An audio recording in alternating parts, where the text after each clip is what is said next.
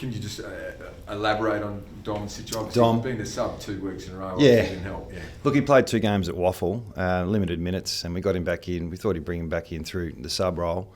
That was the derby, and he got on the last 20 minutes, and then we subbed him again, and he I think he played 40 minutes. So it just, there's not a spot for him just yet. He wants to play, as in 4 quarters. So I'm not surprised this has happened. He's been out for so long, and we trying to manage him through the sub and integrate back into the seniors didn't quite work. But it's not a reflection of, really it's not a mission. It's more he's got to get 4 quarters in, and then when he gets up and about, we bring him straight in.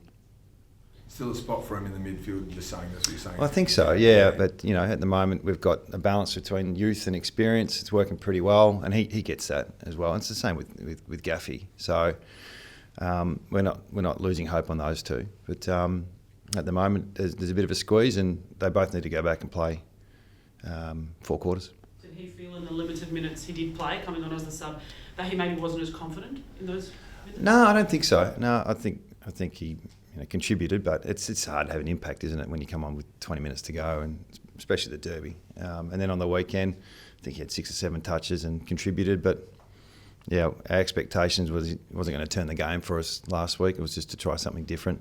So it's as much as it's disappointing for those boys, they're very mature about it, and they understand, and they want to be in good touch when they come back and play 4 quarters.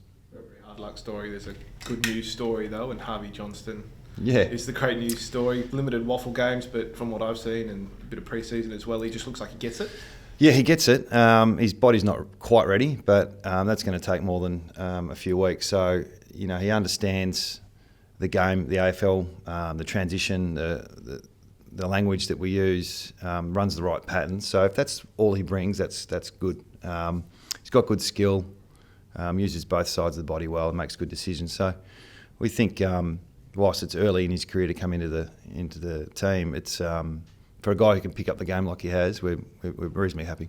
You've spoken a bit about outside about the stuff that Harley brings in terms of the infectious energy. Harvey, from the moment I interviewed him on draft day to watching that video of him announcing his debut, he's got that real happiness and joy to play the game. Yeah, I think all of it. I mean, that's why I think our fans and members love seeing the kids come in, because they bring that no matter what. So whether it's Harley or Longy or Ryan Marrick or Jack Williams or Ruben or Chesser, there's plenty of them. So I think the culture of the club and the culture of the groups are in really good space at the moment. I know we're not winning every week, but there's a plan there, and they're definitely part of it. So I think they definitely feel part of the club, and our older players are really using that energy as well. So John, probably the sub, That probably be the one. He'll be sub. Yeah. Jaden out with carrying a few injuries, and he said he's been playing under duress for this season. So are you hopeful just 1 week rest will be enough, or is it something that's been... Not sure. Yeah, he's got a bit of a knee, a bit of a toe, a bit of a back. So, I know we managed Harley last week, and there's conversations around that, but I think that's the way going forward with every team. It's just going to be hard to get through 24 games or whatever it is. So, you see a lot of clubs around about now managing players, whether they're young or old, and we've taken that opportunity with Hunty. I mean, we could have pushed him out there, but the metrics we're using, it's just starting to decline a little bit. So he needs a break. So hopefully it's just 1 week, but it may be more to see how he pulls up. What do you think of, I know you've spoken about this, but Paul Roux saying that it was an example of player power going too far and resting Harley? Yeah, I don't know what he said, mate. Yeah, he's got it. I didn't even know he was in the country, so I'm not sure of what he knows about Harley you're talking about. I'm not sure how much he knows about Harley and what he's going through, but we know a fair bit, so I'll back in our staff. Campbell Chesser, we spoke about on Sunday briefly after the game, and he said it was a bit early to call. He's kept his spot, had a couple of tough weeks statistically.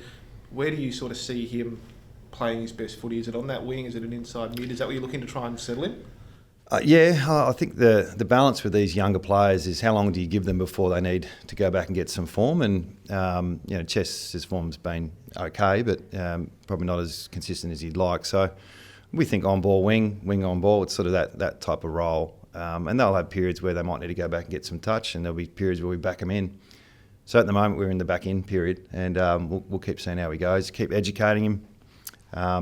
Some of the passages of play we really like what he brings, and he'll have quiet quarters when, especially on that wing. I think the guy he was on might have had 10 or 12 touches. It was a dead side for the day. So that happens. I think you'll see wingers in particular, if they're playing their role, sometimes they don't get the ball. So yeah, let's not judge him on possessions, but we would like the ball in his hands a bit more.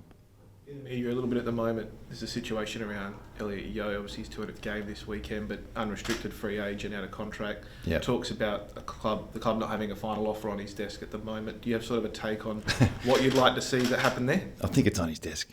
Yeah, might be in his pigeonhole at the footy club, but no, I think we're working through that. And from all reports, I think he wants to stay and we want to keep him. So I'm hoping that's just a matter of time. Mikey says bring your scarves and your jackets and all that. You're endorsing that as well?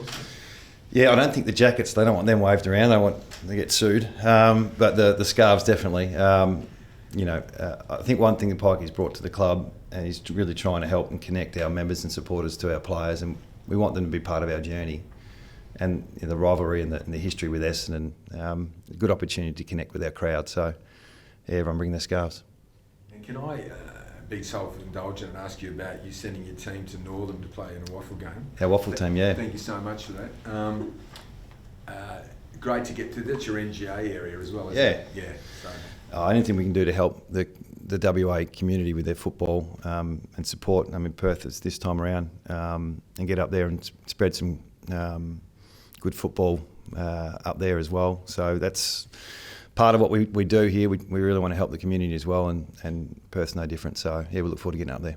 There's actually been some weird reporting over in Melbourne about the lack of actual draftees potentially coming out of WA this year and the development. Have you seen any of that, and do you make anything of that? Year to year, I suppose, the way I see it. I think, can we get better at developing our youth? I think, yes, we can. So whatever resources we need to do that, I'm all up for. It just seems that the Victorian-based players seem to be a little bit more developed when we draft them compared to WA, and that's not being controversial, that's just the way it is. So any way we can help educate younger players, and they don't have to be playing AFL, but the whole thing, the diet, the fitness, the football, all those things, I think we can keep striving to get better, that's for sure. Do you think that if you guys got better access to your NGA players, it would encourage, as well as Fremantle and the other clubs in Adelaide, and that it would encourage us to invest more in those players, and therefore that gap would be closed? I don't think we spend a lot of money and time on our community team, and it's the biggest growth part of our football club. And the NGA piece, we invest a lot in that as well. So I don't think we're skimping on resources with that. Do we get rewarded with it? Not at the moment. So it's probably not my area, to be honest. It's a Pikey, Gavin Bell question, but more access to NGA players and talent would be great. But it doesn't stop us putting work into it. Bit of an awkward one. Taron Thomas has obviously been in the media a little bit at the moment about the fact he's available. Yeah. Is that someone you'd be open to welcoming in the club given the circumstances around him? Look, his name hasn't come up in our list management conversation, no. How do you combat the tall Bombers this weekend? Yeah, well, they lost Draper, so they're not as tall as last week. When you're doing match committee, sometimes you look at the height and size of the opposition, and sometimes you just back in your back six. I think most teams tend to back in their back seven, and we're doing that this week. We did have an opportunity to keep Harry in the side as a tall, but we just think with what we've been doing last month, our backs have been holding up pretty well, and Brass is back in, and so it's a pretty like-for-like change for us. So, yeah, we just backed our back seven in that we've had for most of the year. Did you see the Fremantle game at the weekend? It was a little bit slippery underfoot at Optus. Yeah. A wet week. Are you concerned about the surface at all? Not really. I mean, I think that they're struggling a little bit to get that grass to go through with the warmer weather. Not that I know much about the grass, but we trained there the other day, and there's a side that's, it's a little bit slippery here and there, and I'm assuming at night it gets a bit dewy as well. So we'll just deal with it the best we can. I know they're doing everything they can to try and get it up to scratch. If it means we don't train there or we do our captain's run there instead of main training, we'll obviously help out, but we're not stressing about it. What do you make of the Bombers so far? It's a draw again on Anzac Day, and they've been there or thereabouts for most of the season. Absolutely, yeah. Their form is as good as anyone's.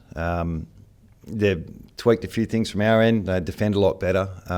It's a system-based defence that we think's looks really effective. The contest method and clearance works, they're real strength. We got touched up last week, didn't we, around the ball? So if we don't get that right, we won't win, pretty much. So we see a pretty big battle in the midfield. Their centre bounce works exceptional. And we've been pretty good up until last week. I think our contested possessions, we'd be top 2 or 3 in the comp.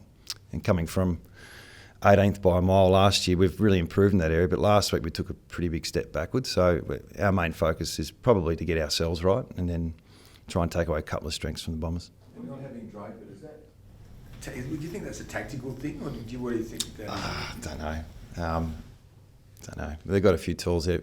I mean, I was there when Goldstein got drafted, and he's still going around. So, and he's contributing really well. So I don't think it was tactical, but you have to ask the Bombers. What do you make of your early season fixture though? They're coming off an extra 2-day break. You're coming off a 6-day break and a trip to the biggest trip for footy for you guys.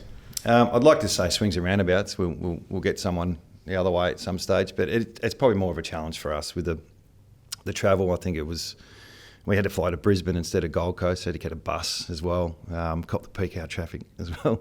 But I really don't think we'd use it as an excuse. I think it's just the way it is at the moment, but I'm not quite sure if you weigh up good and bad at the end of the year where we ever end up in the good part because of what we have to do with travel. But we've managed it before, we've won premierships before doing it, so yeah, we've taken it in our stride. You speak about small wins. Do you feel like making Optus not necessarily a place where you always win, but a really hard place to play for opposition teams is a part of that? I think it's probably our first step as a team. If we can start winning our home games, be really hard to play against, in particular at home, knowing that when we travel, we'd like to play our best, but you know, we've sort of noticed our younger players, it's a different level when we travel. So we're working on that. But I think the first sign you'll see us as a team improving is probably at home. And our crowd's been so good. Like, I'm pretty sure we'll get around 50 again this week. And it's been a while where we've really fed off the crowd. And I reckon the last 2 games in particular, there's been a really good environment for our players to play under. And I'm sure they'll appreciate that.